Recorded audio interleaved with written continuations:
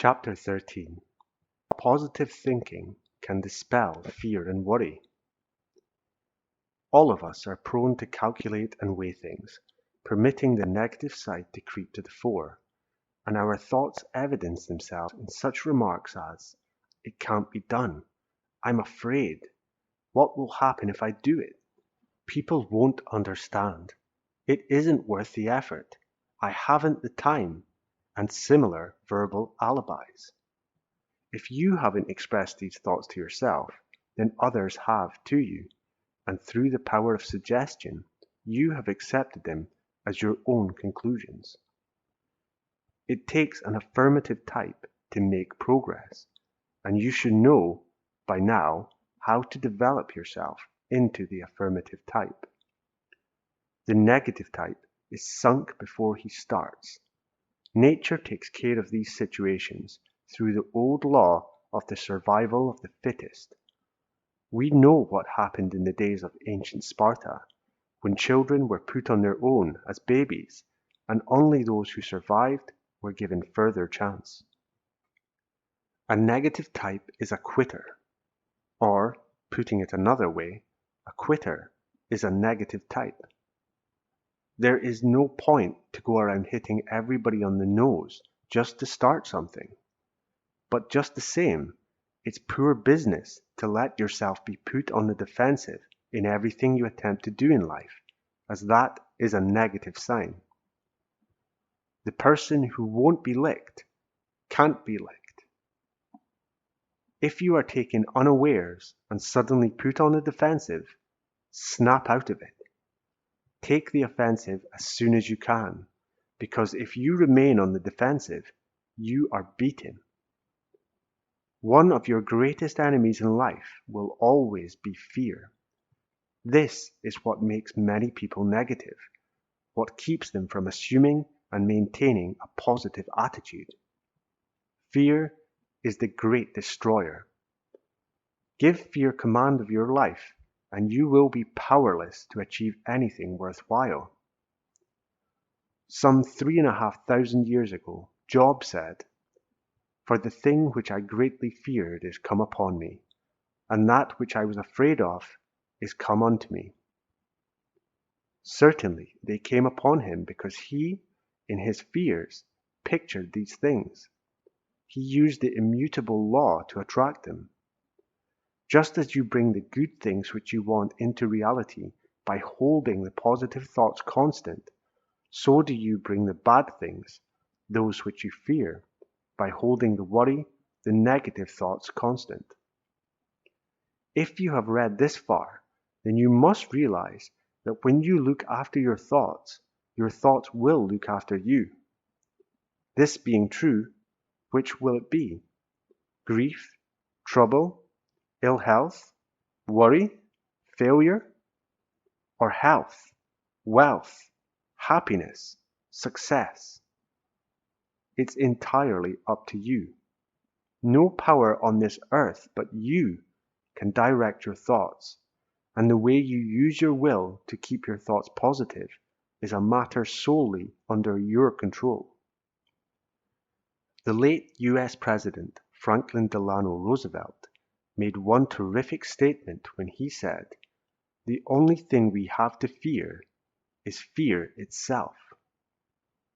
He knew whereof he spoke, and millions of people who heard him make this statement knew that he knew, because they had only to check the effect of fear in their own lives to realize that fear itself was even worse than the things feared. It is often easier to face something you have feared than it is to anticipate the facing of it, because your imagination usually exaggerates, through fear, what you are afraid may happen to you. Many people are ashamed when they finally meet a situation they had feared, only to find out it isn't nearly as bad or as difficult as they had thought it would be. Eliminate your fear pictures. You should always remember that since you think in pictures, every wrong picture which enters your consciousness with intense feelings of fear behind it is like a seed which takes root in your mind and eventually reproduces similar happenings in your life. To protect yourself from the increasing effect of wrong emotional reactions or your occurring and recurring fears, you must acquire the ability to control your feelings.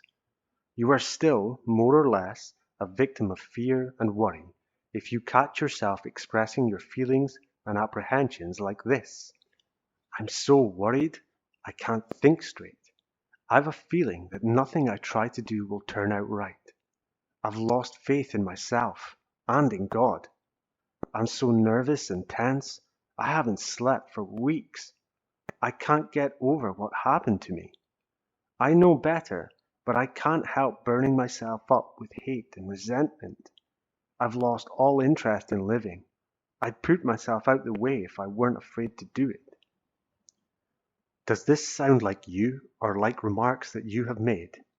If it does, it's time you were getting busy and eliminating this negative, defeatist attitude. Thousands of men and women have either written me or told me that fear and worry have them down, that they can't rise above these feelings. They'd like to have me wave a wand over them, say abracadabra, and chase their fears and worries away. This would be much easier than going to work on themselves, applying the knowledge I have given them and am giving them in this book. But I have had to tell them in all frankness, straight from the shoulder, much as I would like to be of further help to you, the law doesn't work that way. As long as you do nothing but complain of these conditions which you have brought upon yourself through fear thinking, these unhappy conditions are due to continue. This isn't good news to many, but it serves to shock a certain percentage into action. It depends upon how deeply you really want to rid yourself of the plague of fear and worries. You can't do it without exercising your will, without changing your thoughts from negative to positive. And this doesn't mean being positive one minute and negative the next. You must keep at it. I'm amused at these people who tell me that they are holding the right thought. I ask them, for how long? And they say, well, for a few minutes anyway. You've got to get yourself in hand so that you can live the right thought, not for a few minutes, but day after day. How far would you get in a tennis game if you returned a few balls hit by your opponent, then went to the sidelines, sat down for a few minutes, and then got up and started playing again, returned a few more balls, and went back and sat down? It would seem pretty silly, wouldn't it? Well, the game of life is being played all the time, and to win it, you've got to stay in the game, whether you like it or not. You've got to return everything that's hit at you, with all the power you can put on the ball. Your opponent is fear and worry. The only way to defeat him is by taking positive, aggressive action. Stop trying to run away. Stand up to fear and worry. Look your enemies in the eye, make them back down, and do a fade out. When you face fear with courage, fear takes it on the lam. Fear is through. He's whipped. He has no power over you as soon as you throw him a fast one with courage and "I will" written on it. This is the pulverizer. You can't be positive and negative at the same time. One or the other must prevail. I repeat, you can't be positive and negative at the same time. One or the other must prevail. Your head may be bloody, but as long as you don't bow it, as long as you remain undaunted and unafraid, you will have your old enemy fear rooted. He can't retain any hold on you under these positive conditions. There's an old saying, you don't get ulcers from what you eat, you get them from what's eating you. Fear can upset the chemistry of your body and make you susceptible to all manner of illnesses. Fear causes heart palpitations, indigestion, shortness of breath, nervous perspiration, nerve tension, allergic reactions, and a host of other physical reactions which, in time, develop into more serious disturbances.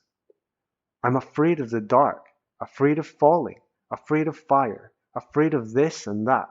In fact, I'm just about afraid of everything, some people tell me. Well, what are you doing about it? I ask them. What can I do? Many reply. I'm just afraid, that's all. Afraid, afraid. Repetition, repetition. The more they fear, the more they fear.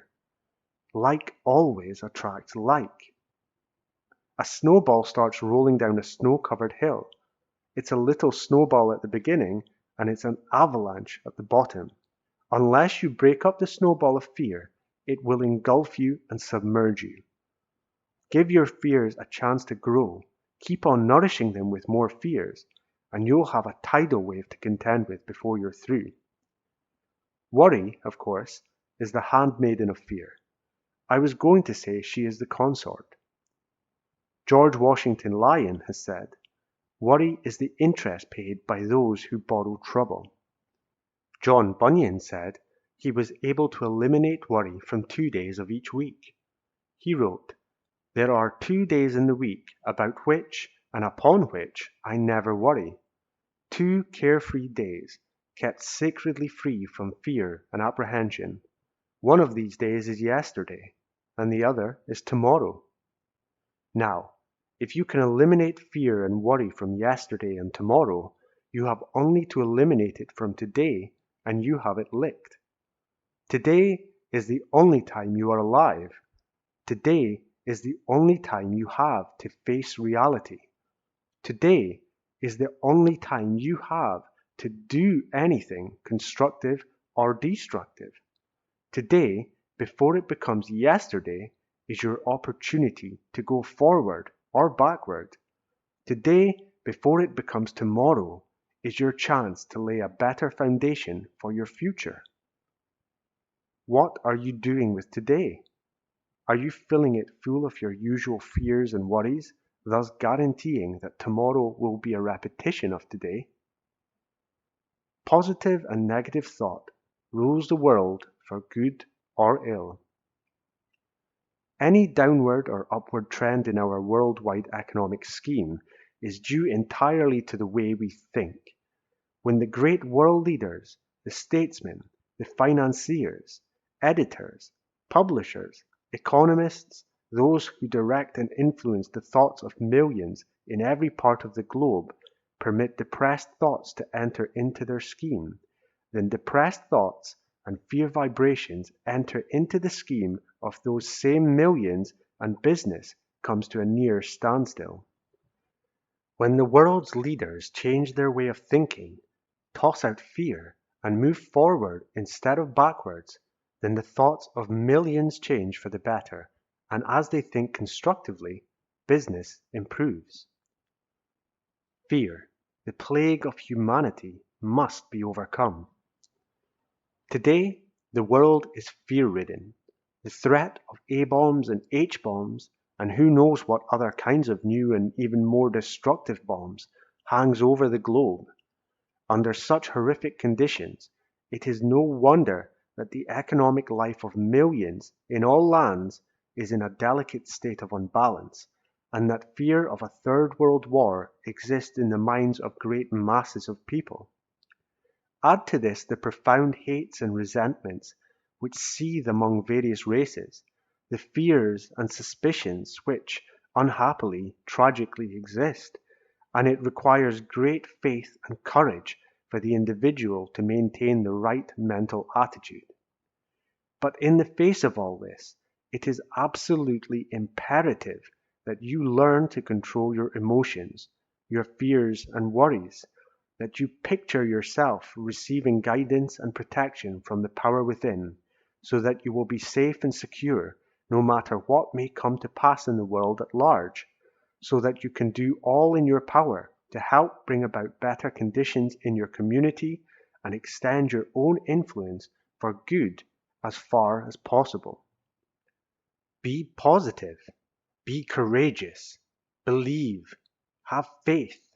Prepare your mind today so that you can, to a great degree, control your individual future. Remember this: Human beings are human beings the world over, whether in Prague or Timbuktu, all subject to the same emotions, the same influences, the same vibrations. And what is a community, a city, or a nation but merely a collection of individual human beings? Once again, as a man thinketh in his heart, so is he. As members of a community think, so they are. As a city thinks, so is it. And as a nation thinks, so is it. Make your contribution to the thought of your times, where you live. Your positive attitude will help others become more positive. Never mind a few setbacks or obstructions. When a train roars across the track in front of you, you put on the brakes of your automobile, throw the gears into neutral, and idle your engine. You are on your way again just as soon as the train passes, but you certainly do not throw your gears into reverse and go backwards.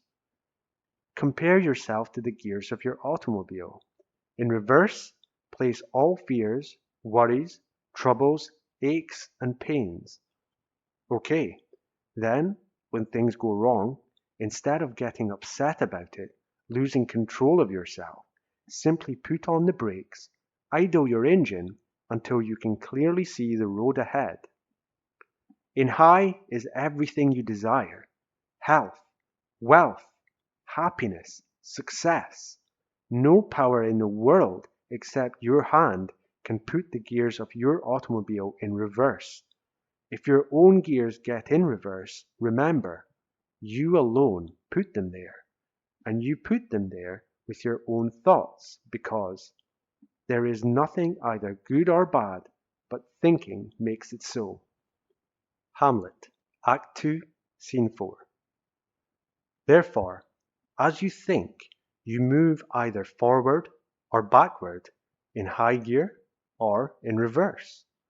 When you place yourself in reverse, worry and fret, you are using the tap-tap idea to bring into existence the things you would most avoid. Say to yourself, from this moment on, I will be positive. And when you say it, mean it.